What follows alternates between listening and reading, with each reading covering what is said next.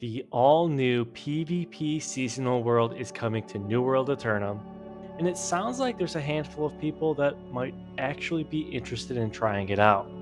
I did a poll last week, and it looks like out of 275 or so players, about a third of them said that they 100% are definitely going to be trying out this PvP seasonal world. So, this video is strictly for the third of you that said you're definitely going to be jumping in. And for the other two thirds, if you change your mind, then hey, maybe this video will be helpful for you as well. But long story short, the goal of this video is to really just review some of the best tips and tricks when it comes to leveling. And again, the PvP seasonal world will be a bit of a unique one, but there's a lot of friendly reminders that we all should truly keep in mind when starting this leveling adventure all the way from level 1 back up to 65. So let's just go ahead and jump right into it. What I'd like to do is cover this leveling guide I wrote a while back, but share some tips and tricks in regards to how this is going to be relevant to the PvP server. Again, I do want to kind of call out too that this is on icyveins.com. If you haven't checked out their New World section, I do recommend it. There's a ton of good stuff in here. I mean, there's trade skill leveling guides, tons of end game stuff, including the top named items for every type of weapon and armor piece in the game, and gold farming guides. There's a little bit of everything in here, as you can tell. So go ahead and click that link in the top right corner if you're just a New World dork or just want to learn a little bit more. But let's just jump into it. And again, this guide was written for the New World Eternum launch, but a lot of this still is relevant and it is worth keeping in mind when you start this new character on the PvP server. So let's start off with the whole flagging for PvP situation. On this PvP seasonal world, right at level 15, or whenever you choose a faction, whichever comes first, you will be flagged for PvP indefinitely. You will 100% be flagged until the end of that season, which is a huge change. And again, will be either a lot of fun or not so much fun for some people. I do want to call this out because, as many of us know, there is a 10% experience boost by being flagged, and that still takes into account on these seasonal worlds. It does not count towards that 25% XP buff, so realistically, you will be leveling 35% faster across the board on this seasonal world when compared to an unflagged player on a regular server. So keep that in mind that this is just going to be a little bit of a faster experience, thankfully, so we don't have to go through the long grind that we did just recently in October.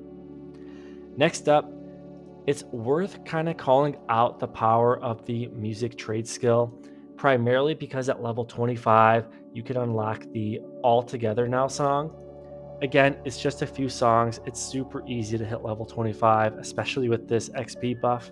So I do recommend going ahead and just playing a few songs when you unlock instruments, just so you can get that 15% XP boost, which will make things even faster. Just make sure it's live as you turn in MSQ quests and as you're just grinding mobs left and right. It's definitely worthwhile. I do recommend doing it as early as possible just to reap those benefits not only for you, but also your group members. Next up, main story quest. This is a big one.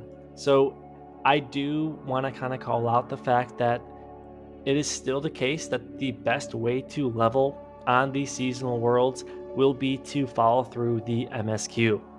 It's worth paying attention this time if you kind of ran through it last time because the overall lore is honestly pretty interesting. But regardless, personal preference, I do recommend doing the MSQ. But there is a bit of a twist.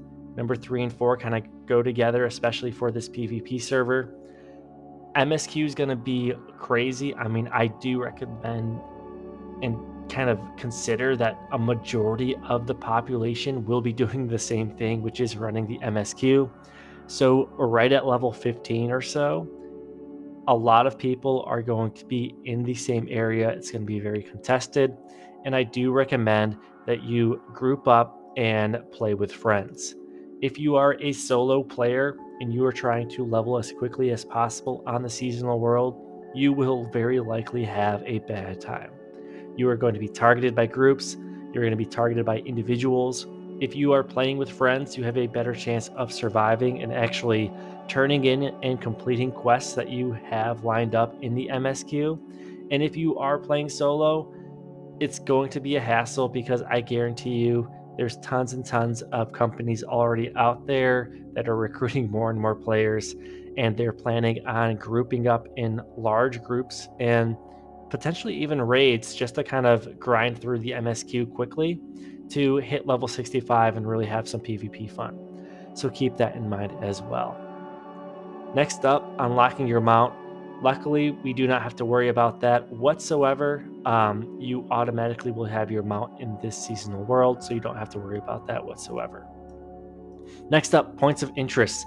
This is a pretty interesting one, especially if you kind of match that up with the All Together Now song with the natural 25% boosted XP and the additional 10% XP from being flagged technically. If you just jump on your mount instantly and just start exploring the entire map, I guarantee you will have tons and tons of easy levels.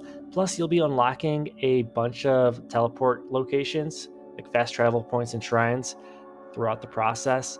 You likely will already need to travel to these shrines anyways by the end game just to make teleporting a lot easier. So if you do plan on playing on the PvP server, jump on your horse, play the song, and just start traveling across the entire map because honestly, this is free XP and it's great if you're just multitasking and just trying to kill some time.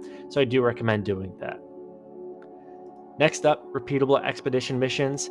If you guys find that you are just being harassed or stuck in a specific section of the main story quest, a great alternative is by running some expeditions. A lot of these expeditions actually have repeatable quests as early as level 23. So, realistically, even if you are being griefed and you can't get a certain point of the MSQ done just because of how crazy the traffic is, consider just going through expeditions and leveling through that way. Because there are a lot of repeatable quests that you can quickly do and just gain some easy XP. Next up, faction missions. Faction missions are a very easy way, yet again, to get experience. I do recommend that you actually do this a few times every day, especially in the first week or two, just because there's a lot of great rewards and there's some daily rewards with boosted rewards for the first 3 faction missions you complete each day. So it's definitely worth doing this at least 3 times a day. Plus, you get some gold and some goodies out of it. So I do recommend just doing this.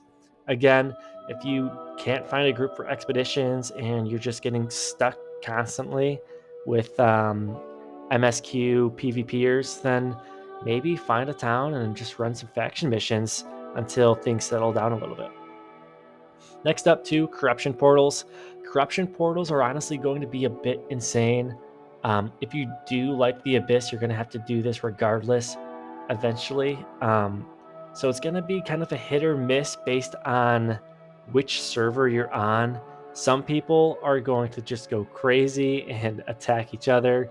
Depending on what faction you're in, you might be able to have a little bit more luck with running these corruption portals, but they do grant a decent amount of experience. And once again, a lot of great rewards that are very, very helpful for fresh level 65 players.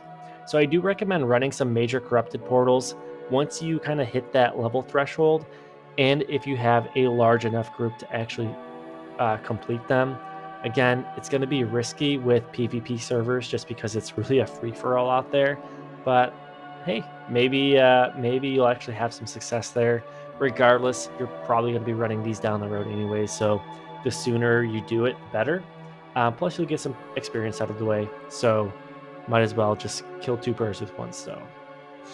Next up, town board, uh, town project board quests. These used to be the best way to level up. They honestly are very, very minimal now. Um, I added this just to kind of say that this is another option. I do think this is probably your worst option when it comes to leveling, but it is an option in case the things above just are not working out for some reason. Considering just killing some time and like cutting down and gathering some raw wood or some raw resources and completing some town board projects in the meantime to pick up some more XP and gold and just overall rewards. And that leads me to the last part too, trade skills. So I honestly believe that there's going to be a very minimum amount of crafters on these PvP servers early on. Nobody likes grinding these trade skills, especially PvP players. So if you are a crafter, that is not only a alternative to a ton of gold for your future main account because you can transfer that gold at the end of the server, but also a way to level up your character. You could hypothetically start right off in the beginning of the MSQ, get up to level 15 or so, and say, hey, I'm just going to start gathering raw resources, working on my trade skills, and focus on that, just so you can capitalize on the gold making opportunities and also level up your character slowly but surely through cutting down trees and gathering some ores and everything else in between. So that is definitely a alternative as well. And last but not least, open world PvP. Of course, in a PvP always on server, there's going to be a ton of PvP.